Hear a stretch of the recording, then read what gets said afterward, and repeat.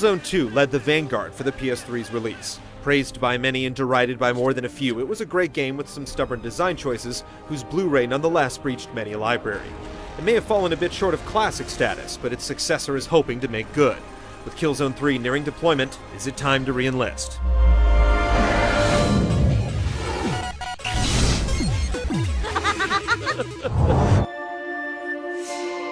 Once again, you'll take on the role of ISA soldier Seb, a grunt in a giant planetary war against the fascist Helgen. The plot shifts back and forth over a 6-month period, and the story picks up right where Killzone 2's ended, with the Helgen Emperor Visari dead by the hand of your expletive-spewing comrade Rico. Yeah, good point.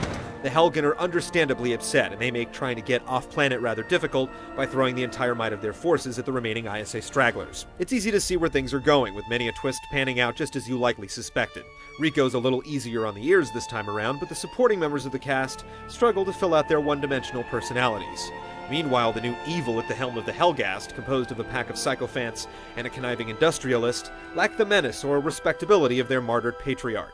There will be no quarter! Killzone 3's story is underwhelming as a whole, even if some individual episodes stand out.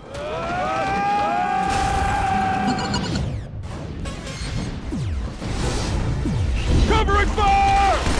Shifting from grand military excursions to smaller guerrilla operations, Killzone 3's campaign packs in a great deal of variation without fumbling on the gunplay.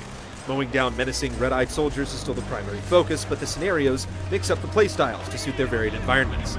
The characteristics of the swamps, Arctic hellholes, and junkyards you visit exert a heavy influence on the firefights that take place within their grounds, with overbearing game cliches thankfully downplayed in favor of tense action and pitched tactical play. Same building, second floor. Nice shot. On-rail vehicle segments are frequent though brief, and most require little more than rote memorization to complete. Driving tanks is off the agenda this time around, with jetpacks and mech suits acting as full mobility surrogates, keeping Sev locked into the first-person perspective throughout the game.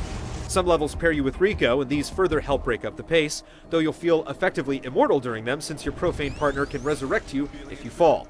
If nothing else, they'll encourage much in the way of grandiose heroics with all the foolhardiness this implies. You can also play the campaign cooperatively, though only on your couch. There is no online co-op.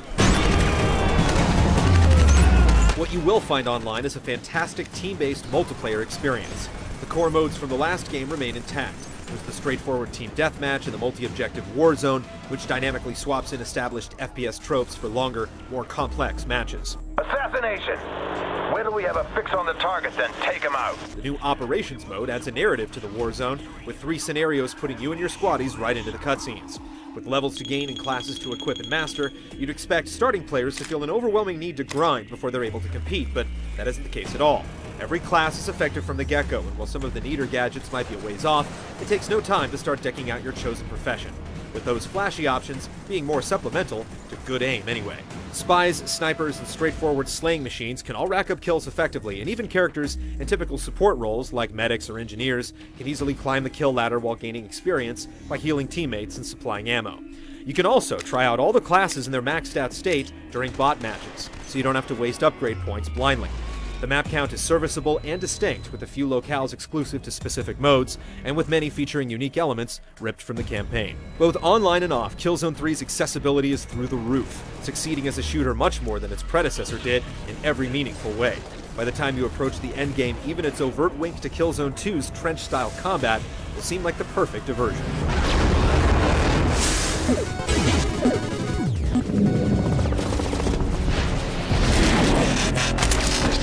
Thanks to Killzone 3's revamped controls, Seb's arsenal has shed its intrinsic heaviness, trading an ounce of realism for a pound of satisfaction with aiming that feels great out of the box. Along with the customary sidearm on top of his regular weapon, Seb now boasts a third slot reserved for serious firepower, like RPGs, miniguns, and newer bits of highly destructive heavy weaponry. Ammo crates let you resupply to your heart's content, but the sharp AI ensures you won't simply rely on missiles and their long reload times. You'll want to get up close and personal anyway to sample the exceedingly brutal melee moves. The on-rail segments are so frequent as to feel jarring, and though they successfully provide some big Hollywood moments, you'll come away with the sneaking suspicion that they were penciled in expressly to provide move support. In the end, however, the entire campaign does support the move, though the results are mixed. Aiming and movement work well, and waggling to melee makes sense, but the snap aim and twist motion for reloading take a while to nail.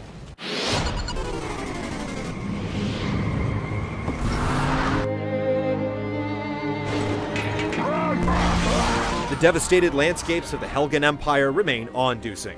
It might not represent as much of a generational leap as the second game, but Killzone 3 is pushing some of the prettiest polygons in the business.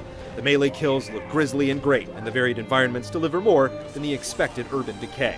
That said, you're sure to notice some weird bugs, which stand out quite a bit when you consider how good the game looks as a whole. The music hits its cues with some varied loops, and the stellar sound design makes sure you hear every bullet that whizzes by. Cover him! From tiny touches like the awesome reload animations to 3D TV support, this chapter of Killzone continues the upward and onward march towards beauty, just with more incremental steps.